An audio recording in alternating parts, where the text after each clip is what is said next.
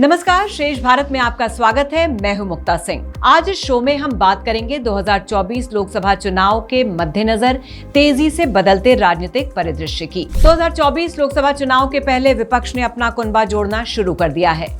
बेंगलुरु में 17 और 18 जुलाई को एक बैठक बुलाई गई है, जिसमें करीब 26 पार्टियां शिरकत करने वाली हैं। कांग्रेस चाहती है कि कैसे भी बीजेपी के हाथ से सत्ता छीनी जाए और एक बार फिर देश में यूपीए की सरकार बने। कांग्रेस भी जानती है कि वो अकेले कुछ नहीं कर सकती, क्योंकि पूरे देश में कांग्रेस का आधार बढ़ने की जगह खिसका है। चाहे बात करें महाराष्ट्र, पंजाब, तमिलनाडु, आंध्रा, यानी कुछ राज्यों को अगर छोड़ दिया जाए तो कांग्रेस हाशिए पर चली गई है। ऐसे में कांग्रेस चाहती है कि उसके नेतृत्व में केंद्र में सरकार बने, लेकिन क्या ये इतना आसान है?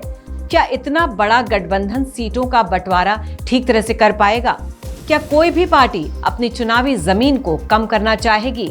जवाब है ना।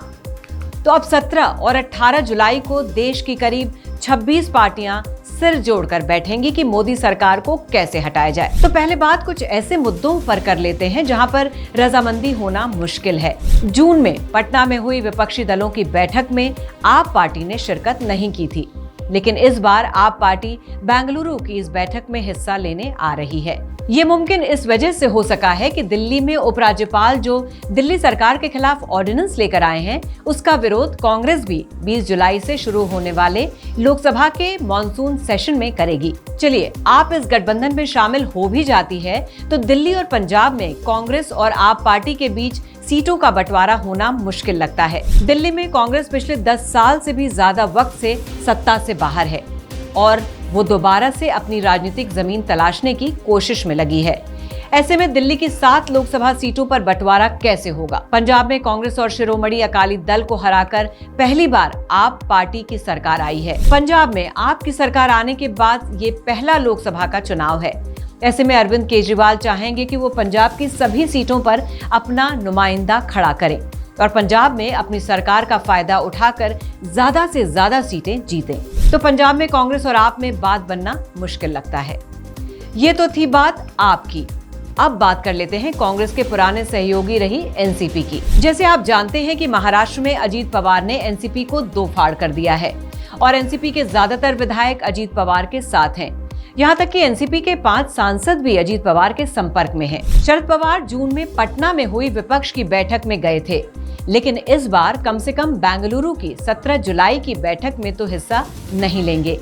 वो 18 जुलाई की बैठक में हिस्सा ले सकते हैं, लेकिन उसके पहले जरा एक खबर पर गौर करें। खबर आई मुंबई से, जहां पर रविवार को अजीत पवार अपने साथ शिंदे सरकार के 8 मंत्रियों को लेकर अपने चाचा शरद पवार से मिलने पहुंचे। इनमें प्रफुल्ल पटेल और छगन भुजबल भी शामिल थे। खबरों के मुताबिक अजीत पवार ने शरद पवार से बात की और कहा कि वो एनसीपी को तोड़ना नहीं चाहते, लिहाजा शरद पवार भी महाराष्ट्र में बीजेपी की सरकार को समर्थन दें और आने वाला लोकसभा चुनाव बीजेपी के साथ मिलकर लड़ें। अब थोड़ा टाइमिंग पर ध्यान दीजिए। विपक्ष की बैठक से एक दिन पहले अजीत पवार शरद पवार से मिले और एनसीपी को ना तोड़ने की बात कही।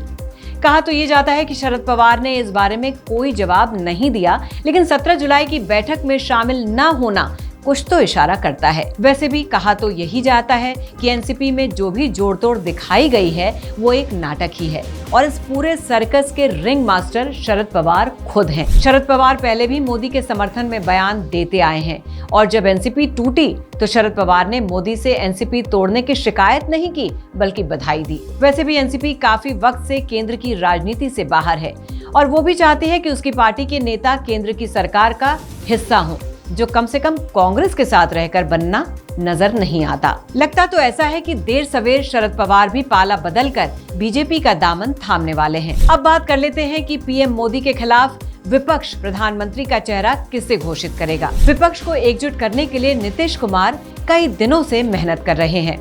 बात चाहे समाजवादी पार्टी सुप्रीमो अखिलेश यादव से करनी हो या फिर बीजेपी के खिलाफ लामबंदी करने के लिए ममता बनर्जी को विपक्ष के मंच पर लाना हो, ये सब काम पिछले काफी वक्त से नीतीश कुमार ही कर रहे हैं। विपक्ष की बैठक में तय हो सकता है कि 80% लोकसभा की सीटों पर विपक्ष का प्रधानमंत्री घोषित कर चुनाव लड़ा जाए। कांग्रेस क्या नीतीश कुमार को विपक्ष के प्रधानमंत्री के चेहरे के तौर पर पेश कर पाएगी? क्योंकि कांग्रेस तो ये चाहती है कि राहुल गांधी ही पीएम पद का चेहरा बने। यहाँ पर एक राय बनना सबसे मुश्किल काम होगा। बिहार में भी सीटों का बंटवारा हो पाना मुश्किल है।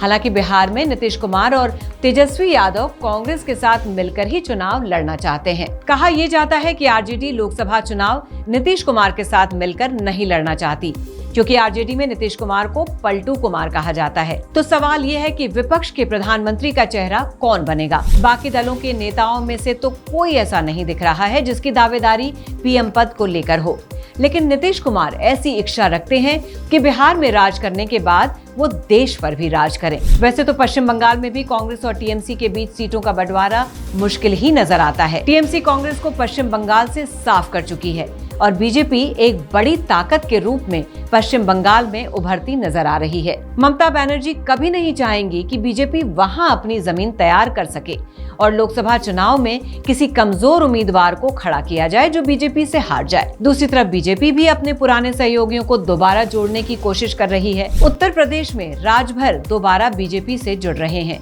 तो बिहार में उपेंद्र कुशवाहा, जीतन राम मांझी और चिराग पासवान का झुकाव भी देखने को मिल रहा है। जून में हुई विपक्ष की बैठक में राष्ट्रीय लोकदल के अध्यक्ष जयंत चौधरी ने हिस्सा नहीं लिया था, लेकिन इस बार सुना जा रहा है कि वो भी बैठक में आएंगे। हालांकि बीच में खबर ये भी थी कि वो भी बीजेपी के साथ जा सकते हैं। पश्चिमी यूपी में आरएलडी की पकड़ है, लेकिन पश्चिमी यूपी में बीजेपी का प्रदर्शन विधानसभा चुनाव में अच्छा रहा था। उसकी वजह ये भी थी कि पश्चिमी उत्तर प्रदेश में कई जिले मुस्लिम बाहुल्य हैं और बीजेपी को एक तरफा हिंदू वोट पड़ता है। आरएलडी को जाट और मुसलमान दोनों वोट देते हैं। ऐसे में जयंत चौधरी का विपक्ष का हिस्सा बनना तय माना जा रहा है। तो अब साल भर से भी कम का समय बचा है।